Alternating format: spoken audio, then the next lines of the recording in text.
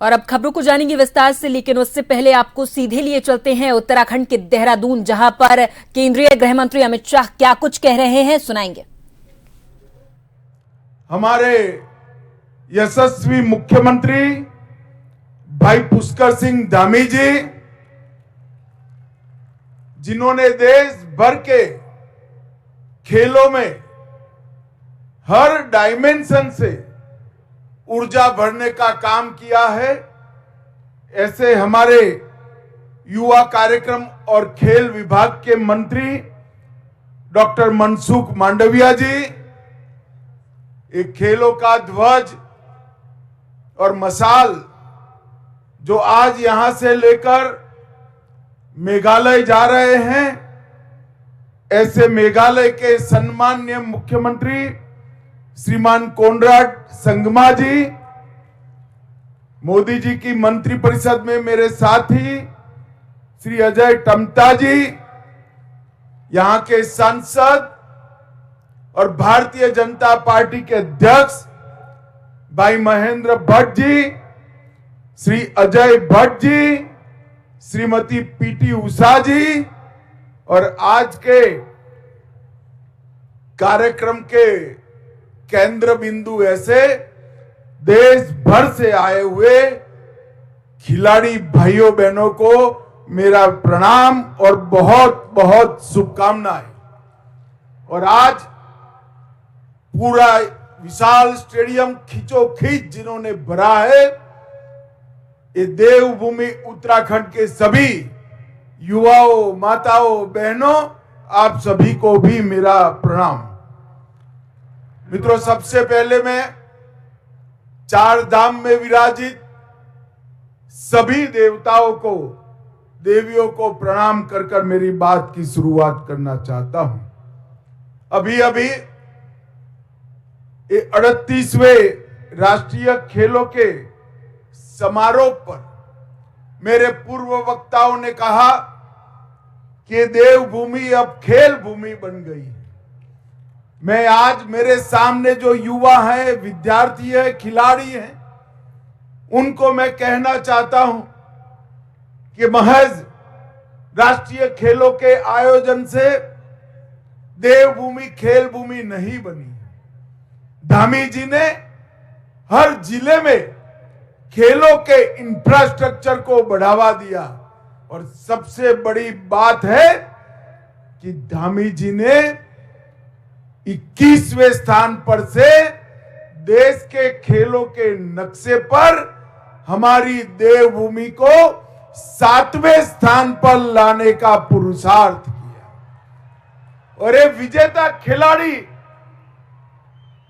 जो इतने सारे मेडल पहली बार उत्तराखंड में जीत कर आए हैं, इन्होंने देवभूमि को खेल भूमि बनाया है। मैं सभी देवभूमि के खिलाड़ियों को, जिन्होंने देवभूमि को खेल भूमि बनाने का यत्न किया है, वो सभी को बहुत बहुत शुभकामनाएं, अनंत अनंत शुभकामनाएं देना चाहता हूं। भाइयों बहनों, आज भारतीय जनता पार्टी की नेत्री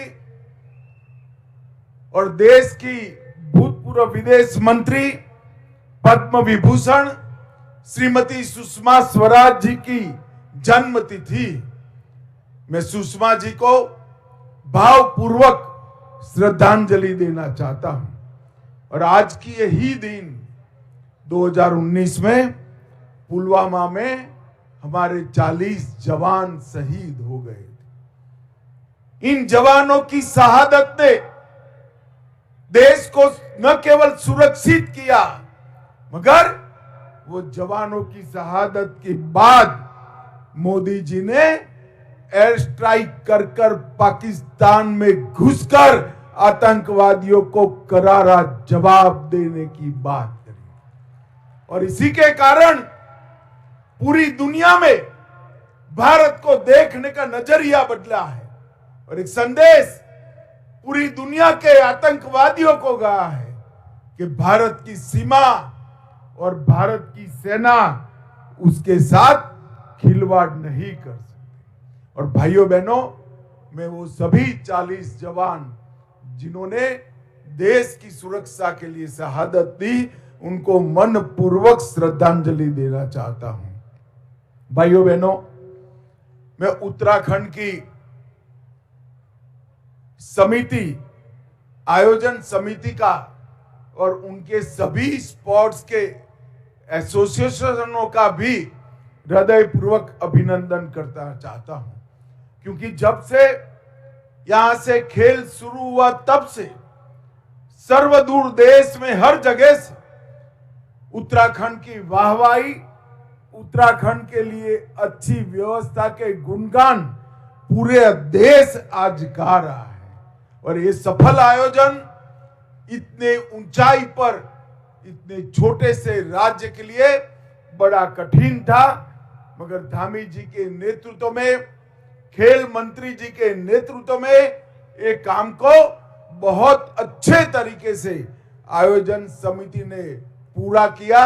मैं सभी को बहुत बहुत बधाई देना चाहता हूं। 16,000 खिलाड़ी जो खेले, लगभग 435 खेलों में खेले, कुछ जीते कुछ हारे।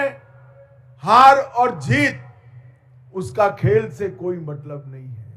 जीत का जज्बा और हार से निराश न होना, यही खेल का संदेश है।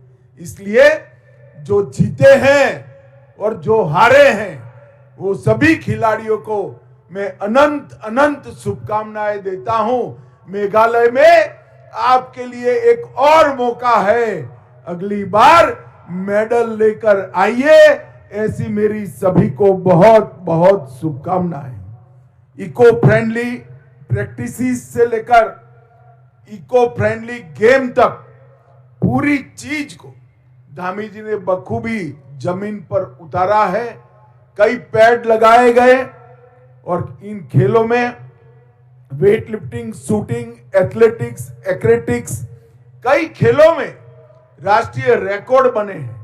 और मैंने वो रिकॉर्ड को बारीकी से देखा है। वो रिकॉर्डों ने अंतरराष्ट्रीय खेलों में भी भारत के लिए पदक की उम्मीद जगाई है। रिकॉर्ड बनाने वाले सभी खिलाड़ियों को मैं बहुत बहुत बधाई देता था। मेजबान उत्तराखंड से आज ध्वज कोनराड जी को दिया है।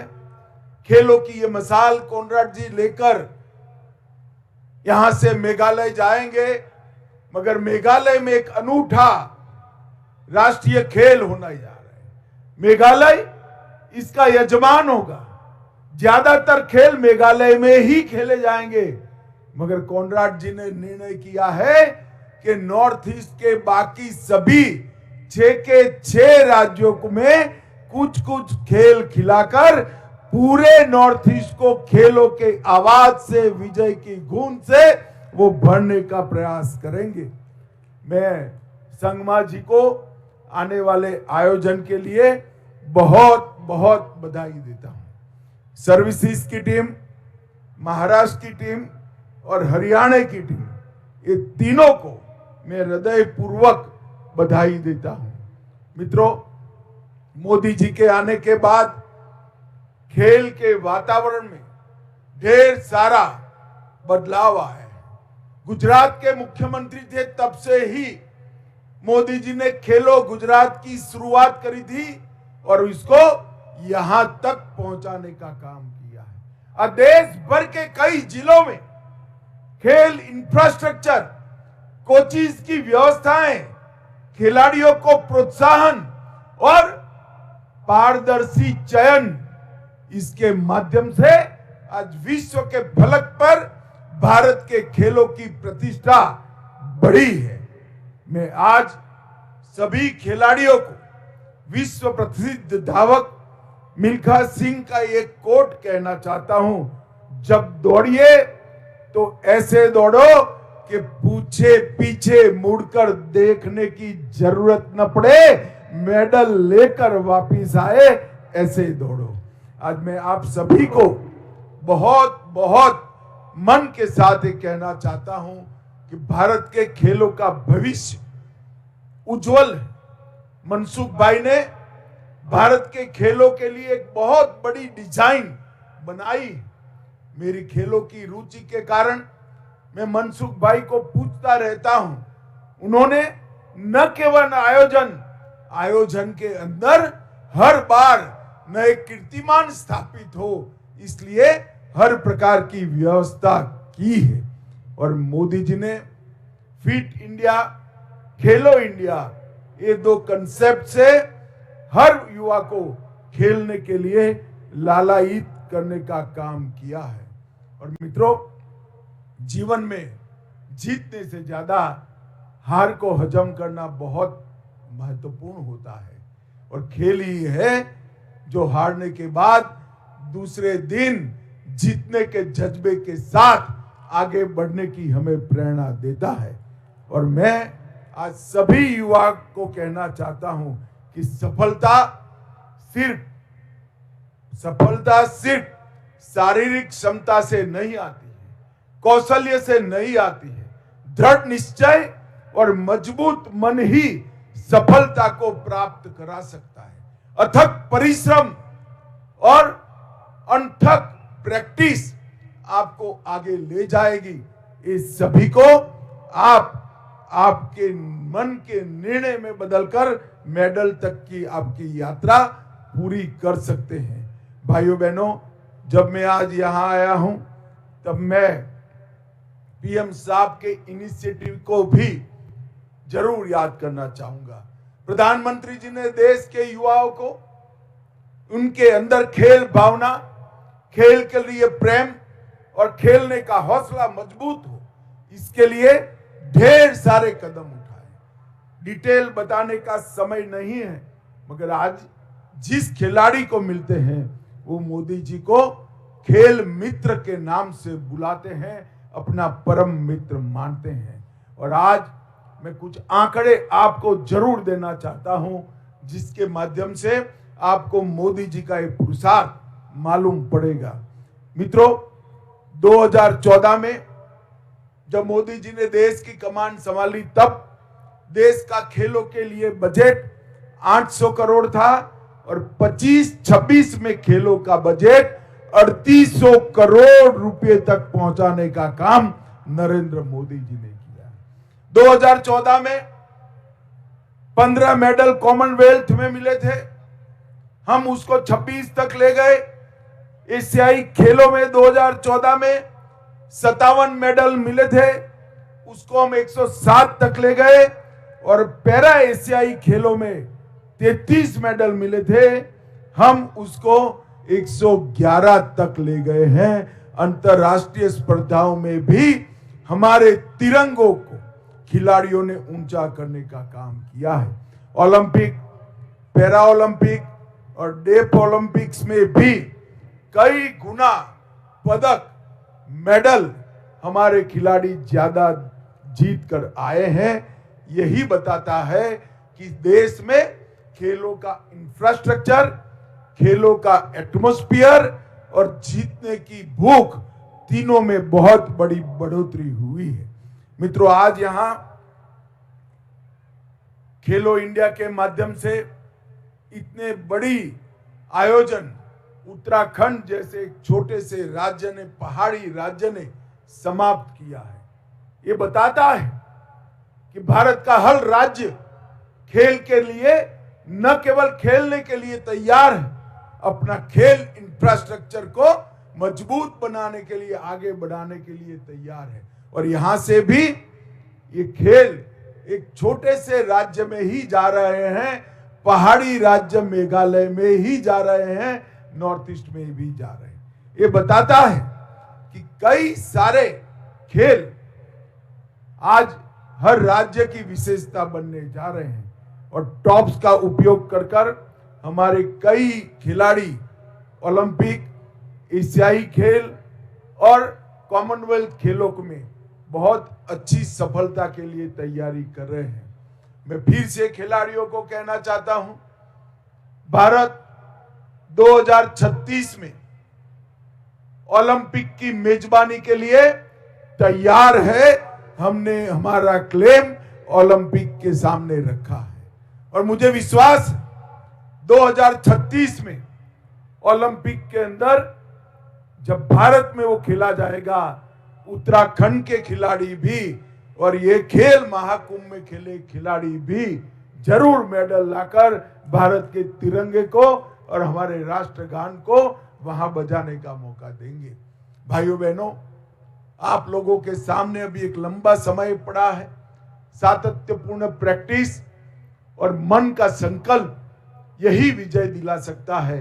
मैं आज इस खेलों के समारोह के दिन पर फिर से एक बार उत्तराखंड के मुख्यमंत्री जी को, खेल मंत्री जी को बहुत बहुत बधाई और साधुवाद देना चाहता हूं एक सुंदर आयोजन के लिए। आप दोनों के लिए, दोनों जरा आगे आओ भाई, दोनों के लिए जोर से एक बार ताली बजाओ भाई। और भारत सरकार की ओर से उत्तराखंड शासन का मैं हृदयपूर्वक धन्यवाद करना चाहता हूं और संगमा जी को बहुत बहुत शुभकामनाएं एक अच्छे आयोजन को लिए देना चाहता हूं। अंत में हारे जीते सभी खिलाड़ियों को मेरी अनंत अनंत शुभकामनाएं। वंदे मातरम। भारत माता की जय। बहुत बहुत धन्यवाद माननीय गृह मंत्री जी। तहे दिल से सभी को शुभकामनाएं देने के लिए, बधाई देने के लिए बहुत बहुत धन्यवाद। आपके प्रेरणादायक संबोधन के लिए और आपके मार्गदर्शन से देश में खेलों का भविष्य और उज्जवल होगा। और अब मैं यहाँ पर आमंत्रित करती हूँ नेशनल गेम्स ऑर्गेनाइजिंग कमेटी को माननीय श्री अमित शाह जी के साथ एक ग्रुप फोटोग्राफ के लिए। National games organizing committee members से निवेदन है कि आप मंच पर आएं और एक ग्रुप फोटोग्राफ के साथ इस समारोह को समाप्त करते हैं। हमारे सभी देवी सज्जनों, जोरदार तालियां हो जाए हमारे ऑर्गेनाइजिंग कमेटी मेंबर्स के लिए। इन सभी के आज जो इन खेलों का यहाँ पर समापन हो रहा है, पिछले कुछ दिनों में देवी